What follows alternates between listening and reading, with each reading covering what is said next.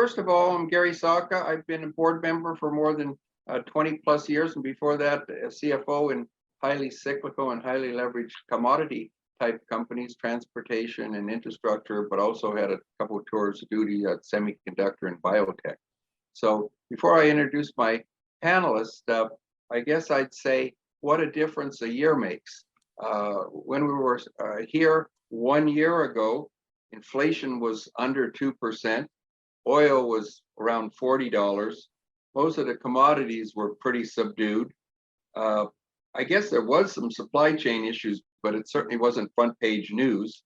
Ukraine and Taiwan were still sitting there, but they were relatively quiet. They weren't front page news. And I think after the Biden inauguration, he said, well, all we have to do is reverse everything President Trump has done and we'll be wildly successful. So, and I'm my Harvard Business School class notes secretary. And so there was a lot of people after that Biden speech said, boy, after that speech, we were crying. Well, they're still crying, but I think for a different reason. So things have reversed in a lot of ways. And so we'll dive into that as we get along. But first, I'd like to introduce the panelists. And I'm going to go from left to right as I see them on the screen. Although Axel does have an A in his first name, so maybe he goes first. Axel's a guy who's got funds in both the currencies as well as gold. So why don't you give us a 2-minute introduction of yourself, and then we'll go into the economics. Thanks, Gary. Good morning, everyone, and thanks, Marty, for hosting these events. I think I don't know how many years I've known you, Marty, but seems like forever. And Marty has invited me in the past because I can disagree with myself to keep things interesting if needed, I suppose. We have always been somewhat independent. I never really worked for anybody else. I dropped out of a PhD program in the early 90s to start investment business, and we kind of do everything. If I look on our website, we do liquid global markets, domestic, international equities, fixed income, commodities, currencies. We service families and retail. But, and there's a big but, whenever we do something else, we get drawn back to what Gary said, into the precious metal space. We, in precious metals and mining companies alone, we manage over $1 billion these days. And one of the things of interest maybe to the family office group is that unlike helping to finance apartments and the like, one of the specialties we've carved out is to help mining companies, gold mining companies to develop. And we've helped numerous of these companies to be what you'd call institutionalized. These companies eternally need money. And so when you help them when they're small, they're a little bigger, and then the bigger ones can join. So that's one of the areas we do. But the other thing I do is I comment a lot on the markets because we have our roots in the currency space. So always monitoring the what's happening in the central banking space and whatnot. So plenty of views on inflation. And then outside of that, live in the Bay Area, have 4 children, 3 of them out of the house, and have been busier than ever. One of the COVID hobbies I have taken on, or more done than before, is we have a vineyard that we are quote unquote developing, and I'm also a private pilot and have been trying to do that as much as possible when we've been locked up, because flight training is essential, as some of you may or may not know. Anyway, that's my introduction. Back to you, Gary. Okay, well, I guess it's good to have a vineyard. Maybe the sales will tell you whether the economy is good or bad. There was the hemline indicator on the market, and I don't know if the consumption of booze or cigarettes goes up, I guess, in times of distress, but it seems like it's still selling pretty good today. The next man is with a C in front of his name is Cory Reeder. Cory, you've got a lot of funds there, and you've got an amazing amount of funds, but one of the things I noted about you is that you can go 100% in cash. Most people, if you listen to Fast Money, they go 10% in cash and they're getting raked into coals like they're expecting doomsday. So why don't you give us a couple-minute introduction on what you do and so on. Yeah, so right off the bat, I'm the 7-foot-tall Aussie on the call. My former pedigree was I played basketball professionally for about 9 years all around the world, but then came into the world of finance. came up through Smith Barney, out through Morgan Stanley, always been a fund manager, but stepped out in middle 2017, partnered up with a friend of mine. So we have our own standalone firm since then. Over the years and over the time, we have continued to evolve and build out additional fund model options that we have offered. We're now up to 11 funds. So we've got the prototypical conservative, moderate, aggressive portfolios, but then we've got a long, short, contrarian, Bitcoin, Ethereum, cannabis, commodities, precious metals. But the difference in what we do is that we are focusing on trying to preserve client wealth and protect their capital. So we'll look to try and lock in gains when we get the opportunity and avoid the losses. And if we do that, then the returns will take care of themselves, especially when you think about full market cycles. And more to the point, when you look at the real S&P performance over the history of the markets, there have been very long periods of time from peak to trough and just back to make back losses, periods of time of 24 years, 26 years, even from 2000 to 2014, took 14 years to make back losses on a real basis, which is adjusted for inflation. So that's where we look to bring the value, and we'll take what growth and gains we can get in the markets, but it's more important to hold on to capital. And sometimes it's better to have return of your capital than return on your capital when that return starts becoming negative and the losses accrue.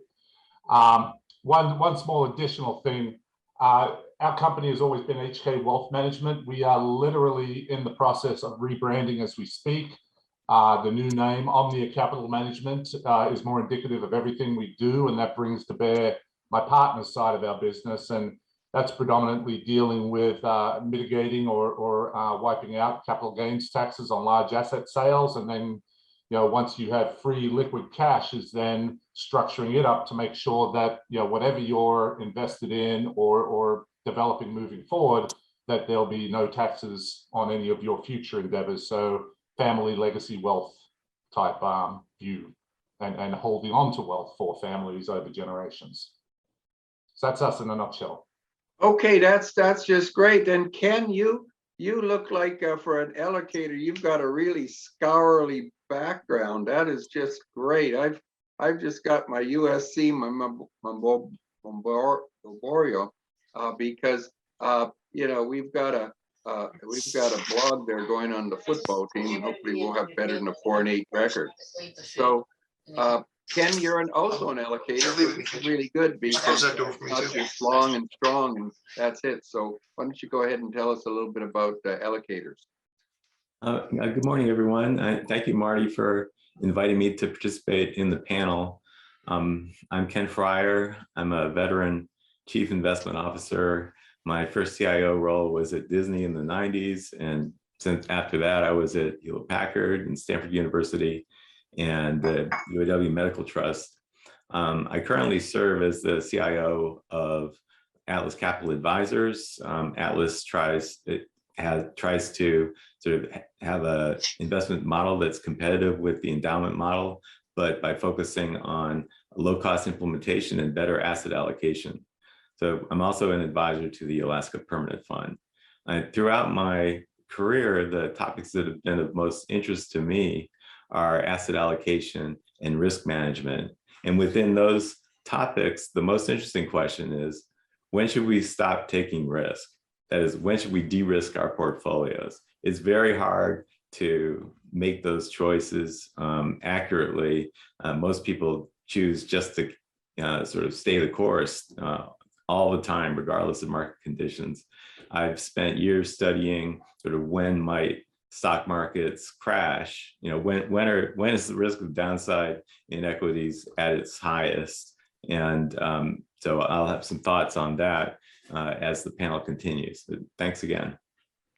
Well, Ken, that'd be great to hear your comments, because the Alaska Permanent Fund, along with Norway, are guys that actually save some money. I guess there's no Alaskan dollar that they can go, and you'll probably keep that away. So okay, so I think that the biggest thing, last night I was reading a kind of a lengthy article on Bloomberg, and it said 7% is the magic number, not 6.9. And so today inflation came in at 7%. Probably didn't surprise anybody who's going to the store on a regular basis, but I don't know if anybody in the Fed goes to the store. So the question, I guess, is here in terms of the inflation and how much the Fed will have to taper or to start raising interest rates. Kind of is an interesting situation, because at the same time they're talking about raising the Fed funds rate, they're still buying securities. So that seems to be an odd thing, but somebody like Axel will be able to tell us that. And so here we are. What's the effect of this high number inflation going to be on the Fed, and can they successfully navigate the increase in interest rates and the slowdown of some of the growth rate, while successfully avoiding, which now is, I guess, the Powell put on the stock market. So Axel, why don't you start, and then we'll go on to Cory and Ken. Sure. I think the CFA level 3 term to be used here is they have a mess on their hands. In recent weeks, an increasing number of former Fed officials have been speaking out that they disagree with what the Fed is doing. And the way to think about it is when you have to deal with inflation, you don't do it in a salami approach. You don't amputate a leg by starting with a toe and then making your way up. You're going to have a problem when you choose that approach. And so what Powell said, and he reiterated it yesterday, he said, oh, inflation is higher than expected, longer than expected, they'll just keep raising rates. Well, that's not how that works. And you have to kind of put your foot down and assure the market that you'll actually do it.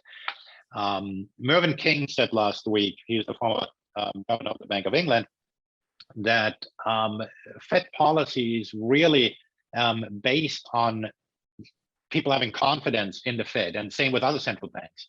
And that's all very well, but it's not very stable. It should really be based on a good policy being pursued. We talked earlier, I briefly mentioned that, oh, the big staff at the Fed doesn't know what inflation is going to do in the future. Well, they're cooking with salt, right? They read the same stuff we do and so forth. Nobody knows what inflation is going to be 5-10 years from now. But if you look at market-based inflation expectations, you can deduce them, right? You can tell them, oh, and what you see is that, oh, it's going to be around 2% or whatever. Well, that is not what inflation will be in those years. Those market-based indicators are a reflection of how much confidence there is in the Fed that they'll do the right thing. So that's answering your question. The question is that confidence warranted, and can it get derailed? And if all those folks speaking up, and that would include me, although I'm not a former Fed official, say, you got to get ahead of this problem, then you cannot wait until March to then raise a quarter percentage points. And so to pivot a tad here to what is happening in the market, in late January, we have an FOMC meeting. And what's special about it is that we have a new bunch of voting members, and it's going to be the most hawkish group in the regional Fed presidents that we've had in many, many years. And so the question to me is, are we going to have dissenting votes? And if so, it's going to have a market impact. If we just have one person, like Esther George, the Kansas City Fed president, people are going to say, well, she is a hawk, who cares? But if we have three people dissenting and saying, no, it's not good enough to raise only in March, then it may show that Powell cannot hurt the cats at the Fed. And that's really what we want to pay attention to. And just one more comment there.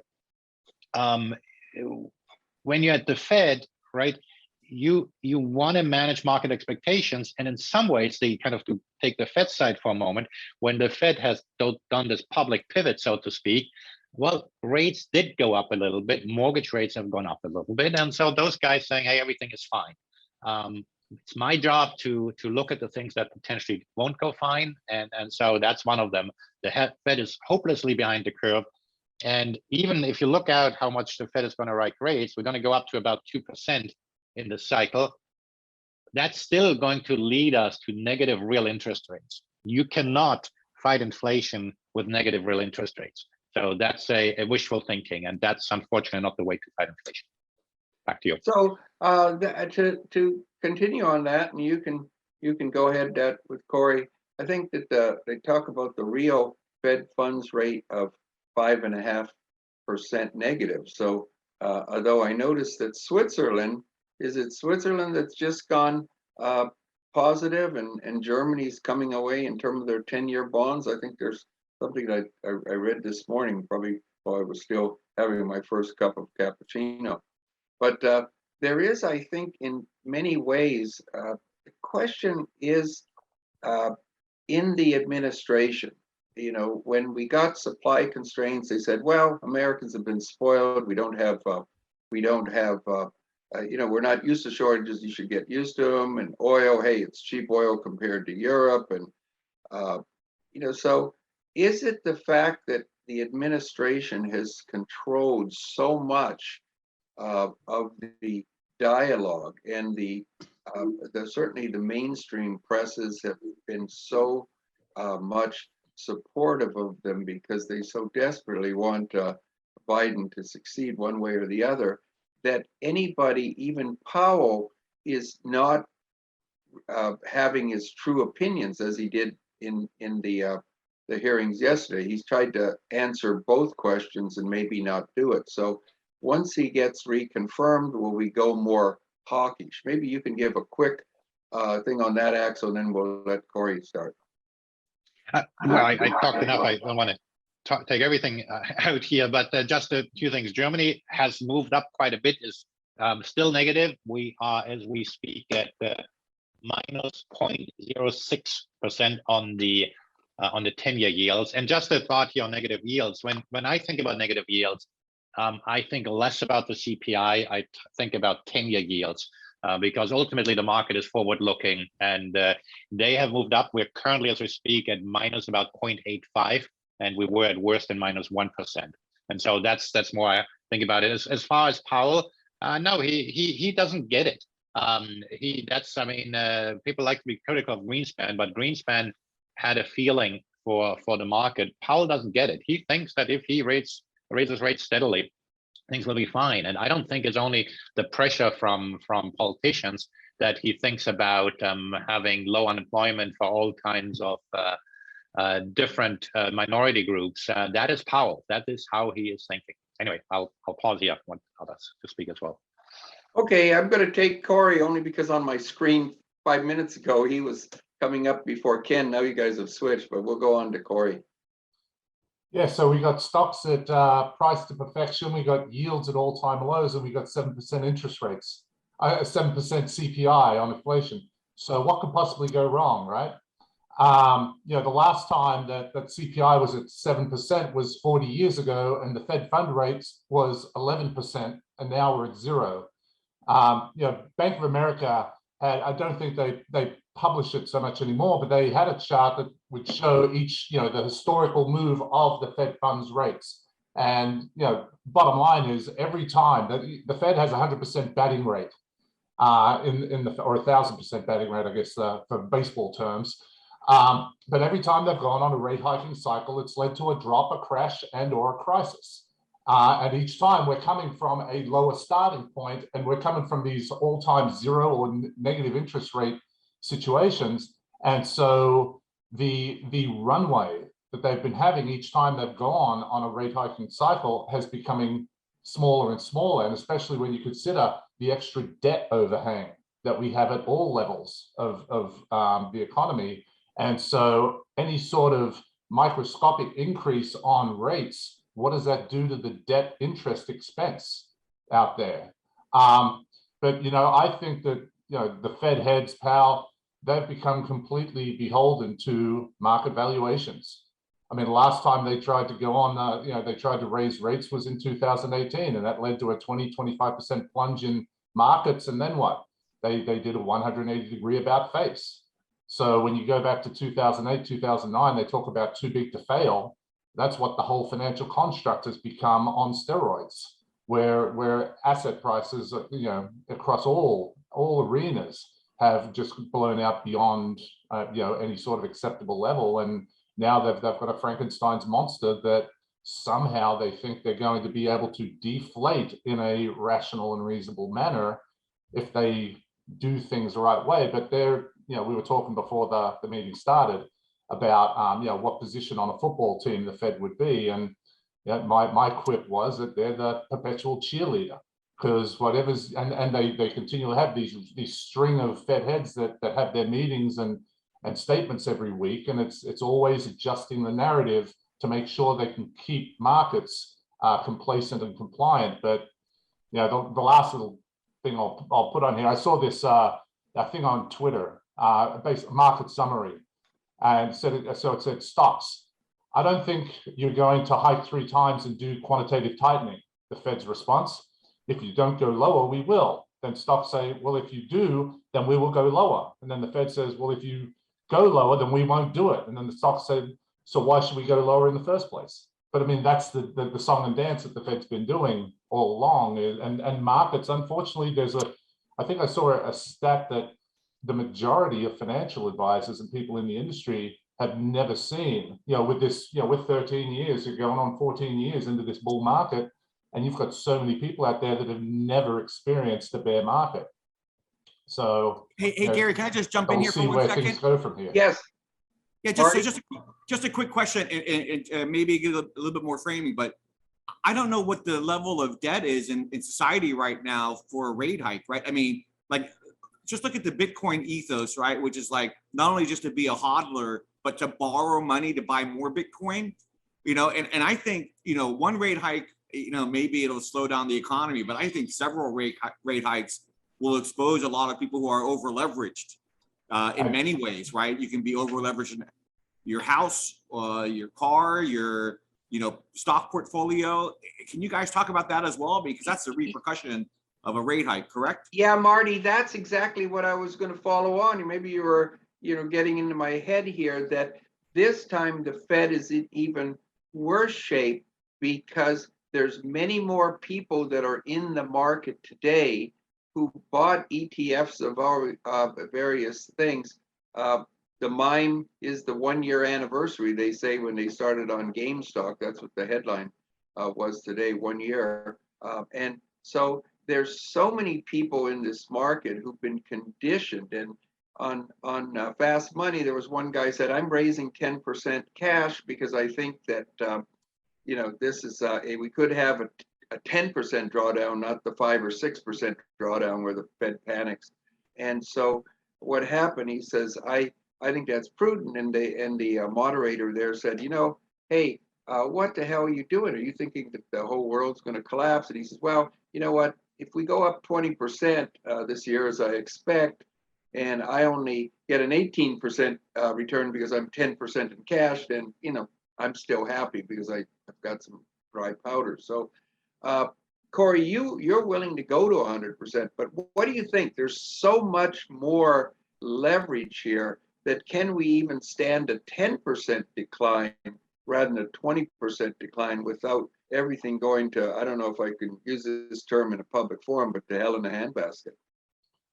Well, I mean, without even getting into talking about all the debt in the economy and as a nation and households or anything else, just looking at margin debt in the markets, we're like something like 3 times more margin debt in the markets, where people have borrowed against their stock holdings to buy more stock and leverage up than we were at the peak in 2007. I don't know if I'm 100% accurate on that, but just look at, you can Google search it, I'm sure, to even see it. So when you do get a turnaround in markets and you start to have margin calls that become self-reinforcing, so where is that trigger number? As we talked about, the Fed put themselves where they will do an about face to try and save markets, but at what point do you really hit a level where that selling begets more selling? Because as stock prices go lower, you've got to continually sell more to cover that, pay off the margin that you have on a declining asset class, and hence this is where crashes and crises come from, when that just becomes a, as you say, hell in a handbasket, where it becomes a downward, self-evolving cycle of selling. But I'll stop there and let. Yeah. So Ken, you are looking at advising the Alaska fund, a permanent fund, which is good. I'm not sure who's on that committee besides yourself, but they probably wouldn't feel too good if there was a 20% decline. So maybe you can comment on some of the things the prior people said, and how do you anticipate helping the fund keep its capital if indeed there is a 10% decline? And, 20% declines tend to happen on a regular basis every few years. What would you say to that? Just to be clear, I'm an advisor to the board. I'm not a board member of the Alaska Fund. I mean, they've done a remarkable job there. I think it was very forward-looking of the leaders of Alaska to start this fund in the 70s, and now it's up to over $80 billion, and it's managed in a sophisticated sort of institutional endowment style. Rather than talk about them specifically, because I'd rather just talk generally about the markets, I would like to talk about the sort of the valuations of equities and how Fed action could lead to trouble for investors in equities. I mean, if we look at the current valuation markets for the S&P 500, I mean, the only historical parallels are the dot-com bubble period in the late 90s and the roaring 20s. If you look at like the Shiller Cape, but if you look at other metrics like the value of the S&P 500 relative to the size of US GDP has never been worse. Price to sales has never been worse. Price to cash flow has never been worse. And another thing that has rarely been as bad as it is now is the yield on the S&P 500 relative to inflation. It really bugs me that a lot of people argue that, oh, we can still be bullish on US equities because the yield of the S&P 500 at, let's say 3.7% is more than the yield on the 10-year treasury. But the yield on the 10-year treasury makes no sense. I mean, historically, the 10-year treasury yield has been pretty close to the nominal growth of the US economy. It's been more than inflation. I mean, it's 1.7% now. That doesn't make sense.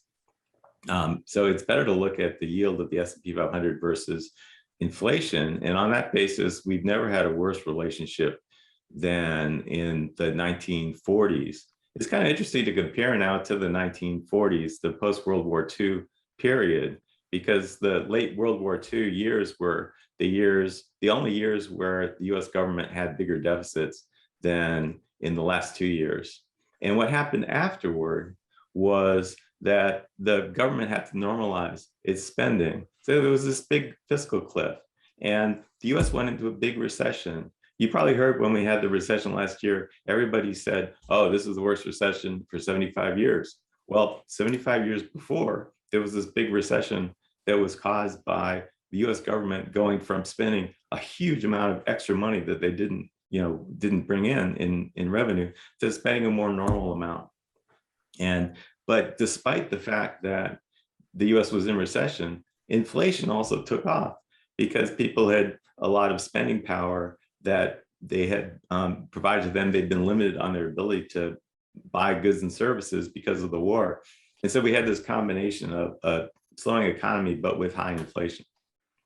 If we look at, I just wrote a commentary on how the current period compares to the dot-com bubble period. And one thing I did is I overlaid the chart of the NASDAQ 100 then from 1995 to 2002 to the chart of the ARK Innovation Fund in starting 5 years ago through now. And the charts they're almost perfectly aligned in sort of the pattern of behavior. NASDAQ went from 500 to 4,000, so an 8x increase. And it was interesting, if you look at what happened, it doubled over a period of about 2 years, the first doubling from 500 to 1,000. Then it doubled more quickly. And then it doubled again, more quickly again in about a year, the last doubling occurred. And so there was this explosive peak in the NASDAQ that happened in early 2000. There's this explosive peak in the ARK Innovation Fund, which followed exactly the same pattern in February of last year.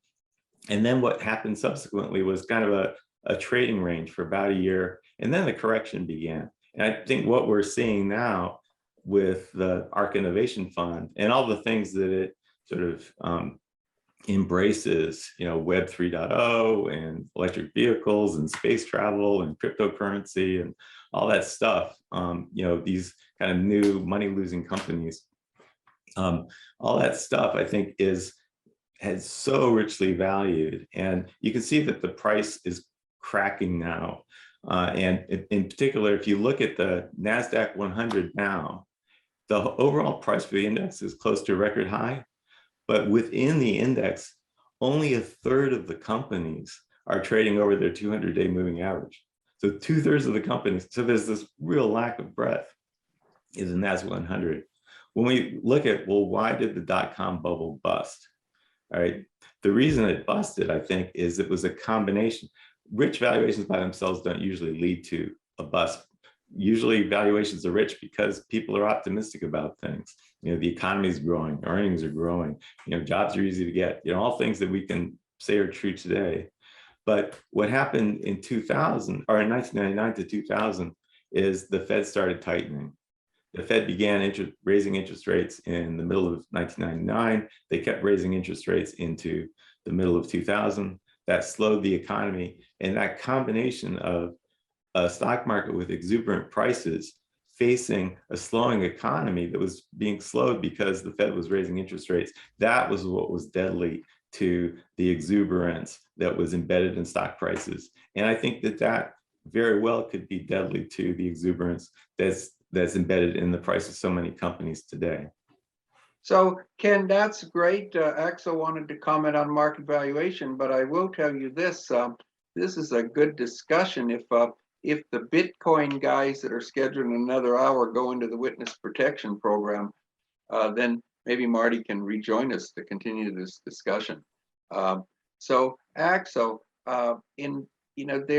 there's more than valuation, because if you look over and you see, I think it was Zimbabwe during the Obama's administration, they were getting into the $1 trillion currency, but they were the best performing stock market in the world in their own currency. So maybe you could comment and with your charts on this market valuation, but then I'd also like you to comment about what happens if the ground freezes. It's been pretty warm there in Ukraine.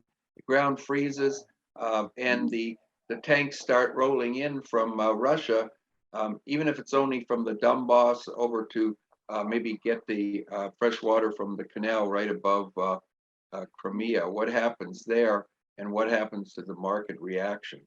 I'm Sure. gonna, okay.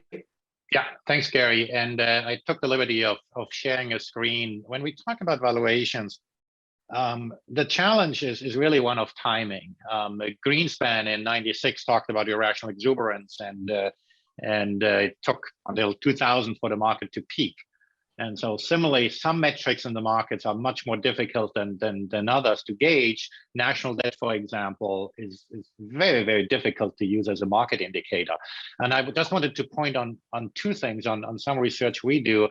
Every month we publish books on the business cycle and on the equity market. This one here is a month old. We'll publish the next one next week. This one talks about margin debt, since Cory raised that. And it is correct that margin debt is very high, but of course, we also have valuations much, much high. And so the question is, how do you get from a margin debt level something that could potentially be a predictor for the market where we'll be? The one thing we have looked at, and this is not investment advice, but the one thing that's shown to be a more consistent predictor, at least historically speaking, is the rate of change in margin debt. And if you look at past peaks, we've seen these surges in margin debt. And so just some food for thought if one wants to use this sort of thing as an indicator that has some predictive power. The other one I want to show you, and I believe that's sharing now, is there are many ways of trying to predict the market in the short term. Most analyses over time have not much predictive power. And Ken studies this, and I'm sure you have some secret sauce on some of them. I just want to point to one that historically has been one of the better indicators, and it's simply recessions. Historically, you don't get major bear markets during economic expansion. And so over the last 94 years, and I'm looking here because this is on my other screen here, the average monthly return during expansions has been 0.9% positive, and during recessions, 0.8% negative. Now, the small print that's not mentioned here is that we don't really know when there is a recession until way into. And so instead of trying to predict often of when the next bear market is, we're trying to predict when the next recession will be, and use that as a form of risk management. And then before I give it back to you, Gary, you asked about what happens if Russia were to invade. Well, I mean, the things I'm most scared about are the unknown unknowns, not the potentially known ones. To me, this is mostly a game of chicken here, or Putin is trying to flex his muscles. It's stunning to me how Germany is not investing in nuclear, increasing its dependency on Russia, completely naive. Bad things can happen and do happen from time to time. But what does it mean to the markets? Well, Biden has already announced he'll be really tough. He'll increase sanctions. Well, I don't know. I mean, the U.S. economy is not so dependent on the flow of goods between Russia and the U.S. If Russia turns off the gas to Western Europe as a form of escalation, but they kind of like the revenue, that might have an impact on Europe. I'm not so sure whether, other than the short-term market shock, if indeed the only reaction is to put some sanctions on, is going to move the markets too dramatically. But of course, that's just the guessing. Okay, and then I guess we'll wait until the Olympics to see what happens with Taiwan, because I think that since nobody seems to want to boycott the Olympics, that's a separate story. The Olympics, the interesting point of the Olympics is China's obviously had this approach of shutting down cities whenever there's one case of COVID. The question is whether that will change after the Olympics. And because even Australia, we got an Aussie here, right, has thrown in the towel and is allowing COVID to spread somewhat. And at some point, and I don't know whether that's now after the Olympics or a year from now, every country has to move to the endemic stage somehow. And at that stage, supply chains will open up again. We'll have a boom in some emerging markets of catching up. And so that I'm big in the global reflation camp, as fearful I am about the Fed being behind the curve. But at some point, China will open up again. And I think that is something we should keep an eye on. Cory, do you have any views on China, since I mentioned Australia? Well, yeah, like I said in the email last night, don't get me started on all the craziness going on in Australia. That's a whole nother topic du jour. But no, similarly, I mean, as far as the international markets, the emerging markets, Asia Pacific, China, and such, there's been a big divergence in the performance of those arenas. So especially in that international camp, we actually just yesterday started to get reinvested into those arenas. And of course, the dollar's still at these high levels, but it's breaking down below its 50-day moving average. And I've seen some reports out there as to the hows and whys that the dollar should be going lower, which will be beneficial to some of the emerging markets arena and those, and also the China credit impulse apparently has just had a minor upturn. So there could be more stimulus coming from China, which is really contradictory to the Fed and other central banks around the world tightening while China could be expanding. So you could see a dichotomy of developed markets adjusting lower while the emerging market in Asia arena could be going higher. But obviously no one has a crystal ball, can see the future. But we'll see where all that goes. But additionally, I think commodities and obviously precious metals arena, that's one of Axel's primary specialties. I'm holding out very positive views on those arenas moving forward. And I think at some point here, precious metals will, it's been at a very tight consolidation that we've been going through here after a run up, a year and a half ago, had a run up, and then we've had this consolidation. But at some point here, I think precious metals will break higher, and whether that happens as a result of the Fed doing their next flip-flop and opening up the spigot on the free money machine again, that's the catalyst. I don't know, but I'll cut short what I'm saying. I know Marty had mentioned Gary too. There's a question and answer section, and someone has a question in there. Yeah. So the question was, one of the panelists said, one of the audience said, PIMCO put out some research stating the United States could only afford a maximum interest rate of 4% on its debt. Do you think this still holds true? Well, and in many of my board meetings, I'd say, hey, $20 trillion of debt, a 100 basis point increase is another $200 billion. And so I guess it gets two questions. One, I know President Trump said, why don't we issue a 100-year debt or 50-year debt? Obviously Argentina seems to be able to issue that successfully, even though they, have to get restructured 3 or 4 times. But but my answer to that was in my Harvard Business School notes that I wrote at the beginning of this year. I said I thought that the Obama administration would spend all the money, the Biden administration would spend all the money in the world and then have to mine Obama coins to pay for it all. Well, obviously I was wrong. It's the $1 trillion platinum coin that will come to the rescue. So, but on a more, I think that 4% is a tough one, because how do we handle it? Have we now got to the point where we're permanently going to have negative Fed funds rates, or can we pay for it? So maybe are we never going to have 10% rates again because we don't want to join Zimbabwe with a $1 trillion coin or paper money? So what happens? How do we get out of this inflationary spiral? We hope maybe it just is transitory and we're back to sort of normal in a couple of years.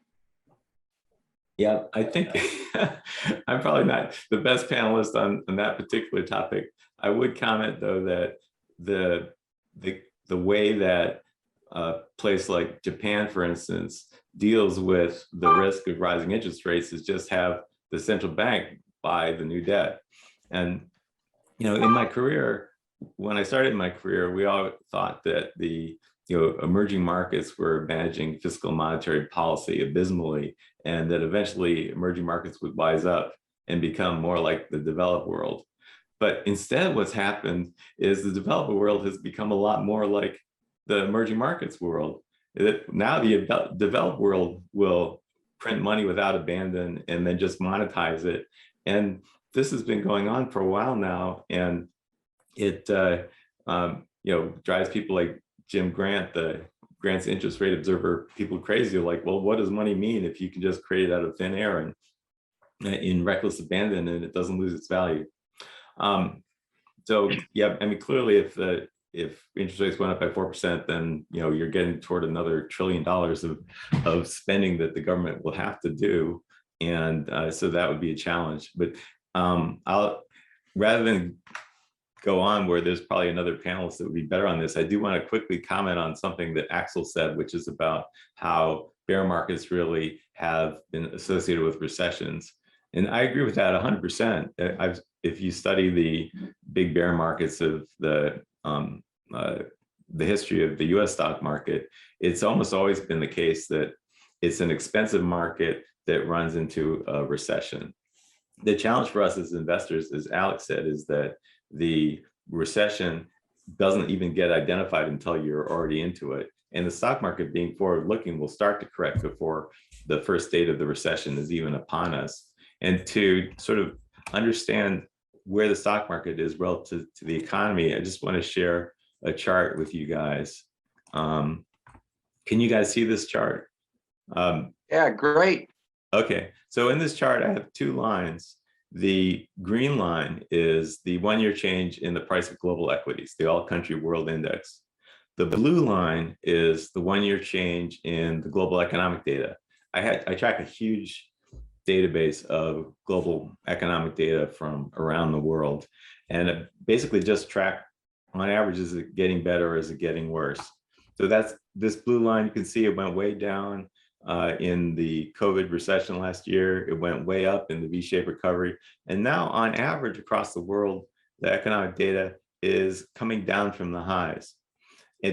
usually the stock market change tracks the change in economic data fairly closely. And what we can see right now is a fairly large disconnect. You see the green line is well above the blue line. And historically, when the change in stock prices had been out of whack with the change in the economic data, then the stock market usually has to capitulate to what's happening in the economy. So this is a looming risk or sort of early warning sign for equity investors, is that the stock market still has very strong change over the last year in which the economic data didn't really get better. If I can just chime in here as we are running short on time, I want to answer the question you didn't ask, because we've talked about debt, we've talked about economic cycle. The other side of things that drives the economy is innovation. And where are we in the state of innovation? And the one area I like to point to is Europe, that is just completely incapable of reinventing itself. In the US, at least, with the pandemic, we've shut down and redefined how we do business. In Europe, it's much more shutting down and opening up again. And especially if I look at the automotive sector, they are still noodling around with hybrid cars. Hybrid car sales are faltering, and their cars are neither good piston engine cars nor good electric engine cars, and they just don't have the ability to change enough. And when you talk about the 10-year yields maybe turning positive in Germany, when you have negative rates or rates near zero on a 10-year, it means that people don't invest. And that's really, if you want to have global growth, you need to have an ability to invest, and that's where you can. And then the US is one of the higher yielding countries, and so it's what we are able to innovate. There's a story out how Facebook is stealing engineers from Microsoft. At least that sort of thing is happening, right? You're able to reinvent, and it doesn't mean I'm optimistic on valuations in the market, but for the long run, I'm far more optimistic on any culture, including the US, where innovation is possible. I just wanted to throw that out there because I'm concerned about that, but innovation is also very, very important. Yeah, that seems to be very important, Axel. And, it's, I believe it might be Art Laffer, or was it Forbes, that talked about the fact that they're talking about regulatory socialism in the United States, that they're talking about the banks regulating who industries or different areas that you keep hearing about, that in fact, will we get to the point in the United States where the government is the allocator of capital, probably depending on what you're doing in a politically correct way or not. So will we be 10 years from now adopting the more socialist matter, as it seems like the progressives, and will that hurt our growth rate when we ultimately Hey, Gary, I gotta cut it for 1 second. So we had just talked about productivity, but at the same time, somebody said, and I'm experiencing it myself, there's a massive wave of retirements going on. I mean, to run this business, I maintain a massive list of people, and I would say a good 20 to 30% of people associated with endowments in the financial area are retiring or swapping jobs, like as of the last 2 months, right? So I think Axel talked about, or maybe it was Ken talked about productivity and innovation, and absolutely right. But at the same time, people who know what's what and where things go are retiring. So it's kind of you have to measure it, the response. So can you guys also discuss this huge retirement wave? And I mean, a lot of people are retiring because they just don't want to put up with it anymore, right? COVID, whatever, they've saved up a nest egg. Can you guys talk about that impact on the economy as well? Thanks. Well, we touched on this a little bit, right? We talked about inflation, and that is one of the inflationary drivers, that people are not available in the working world. We're talking about trying to lure people back into the working world. And then some of it is more straightforward. You need daycare even during a pandemic. But one of it is, let's blame the Fed here, right? When you push asset prices higher, your list tends to be very wealthy people. Well, they don't need to work anymore if their portfolio has gone up substantially, right? But we see it not just, to broaden this, we don't see it only with the waiter in the restaurant. When we talk to law firms, when we talk to other service providers, they all have employee turnover that's elevated. And one anecdote I have is during the pandemic, I think I've become a much better manager, spending a lot of time with my employees and making sure they're all right. But in recent months, I've been spending time with my service providers' employees to make sure that they don't quit, to make sure that they're all right, calling their boss and saying, hey, you got to watch out for this fellow because the person is overworked and you're not providing enough support to them. And so, yeah, all of that just means we have a tight labor market from my point of view. Yeah, yeah. But do you think the increased regulations, California being such a regulated place, that I think housing is 30% It's more deadly. expensive? It's deadly. We just sold a place at Lake Tahoe because the Airbnb rules have become such a hassle. They understandably the locals were upset about everybody fleeing up there, but the new rules they put in place, the county is less happy, the management companies are less happy, the guests are less happy, we're less happy, and we said, what the hell to it, right? It's the Ayn Rand thing, right? The economy shuts down, you go out of businesses when it's no longer fun to be in them. And so, yes, that it inhibits innovation and investment. Well, actually, I'm not ready to retire, and I know that because I was walking by a bar and grill, and I said, what happened to the DJ? And the guy said he just quit. And he's scared. Do you have any DJ experience? And I said, I don't have the hair for it. And he says, I'll get you some hair. So, I took that job if I come with a lot of hair, like a couple of you, like maybe Lisa or something like that. I'll get a real long one. So, well, that's great. Do we have, we're just about ready to move on to the next section, but why don't we go with maybe a 1-minute summary of what you think and maybe how you position yourself in terms of what may be a little bit less rosy environment. Some advice for those who have a portfolio. We'll start with Axel. The best investment you can do is in yourself, in your health and your education. That's the one specific investment advice I can give, but we are the best income generating part of our portfolio, and so invest in yourself. That's the advice I can give. Okay, Cory? I guess circling back on one or two things, talking about the money printing and hyperinflation. Yeah, the one thing that the US has going for it that no one else has is that we are the global world, reserve currency. So we're able to do a lot more things that other countries out there can't, and still get away with it. And US has been a big inflow of capital from all around the world because it's been the cleanest dirty shirt in the hamper. Because we've had marginally positive rates when others have had negative to flat to negative rates. So. But all good things come to an end. And really, at the end of the day, reality always wins out in the end, or said another way, there always comes a time to pay the piper. So, at least with what we do, I mean, we are actively managing and protecting, for the funds that we run for our clients, so that, the strategy will run and do what it does as it's supposed to do. We protected from late 2018, we protected from March of 2020, and we'll be protected from the next one. It's just that's we do things differently with our shop, but I'll leave it at that. Ken? So for our clients, we are just nudging down to the low end of equity risk. We just don't think that the return from here for the equity market will be very great relative to the risk that is being taken. We also are cutting back on credit exposure.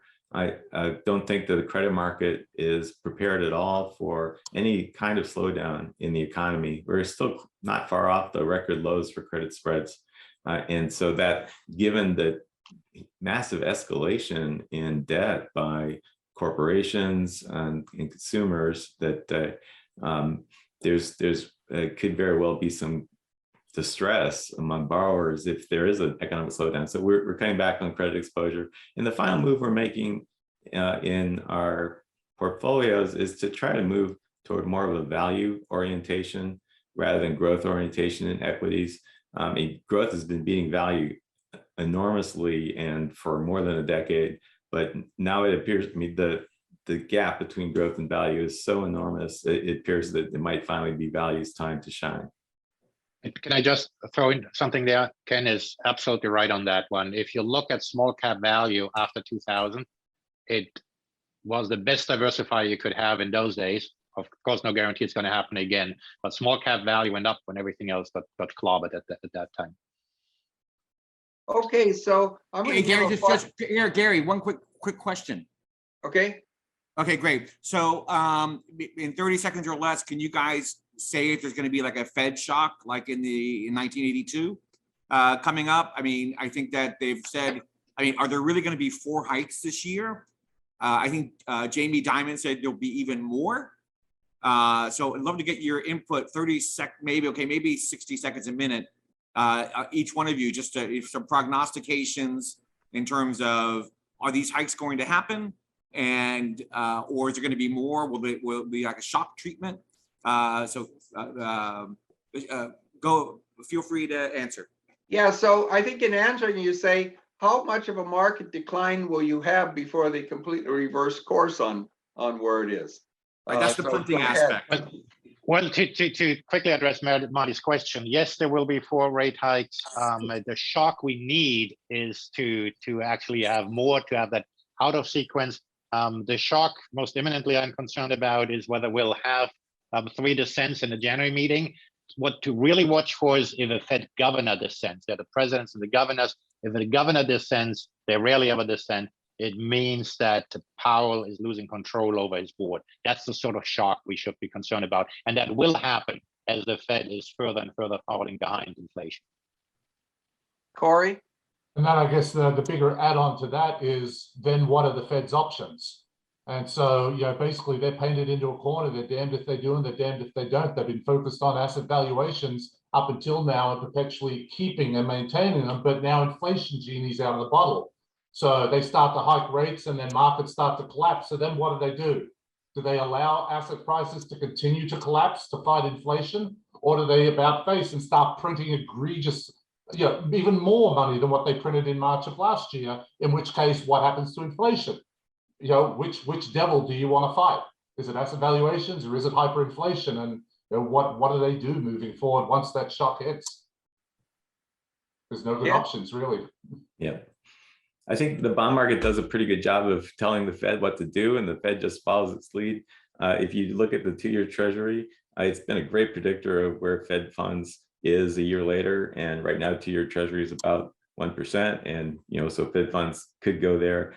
To Cory's point, if the Fed starts raising interest rates, I do believe that at least the bubbly innovation part of the U.S. stock market is really vulnerable and will start falling. Potentially a lot, and so that could cause the Fed to pause on the path of raising rates. But they definitely should raise rates, and right now it looks like they will.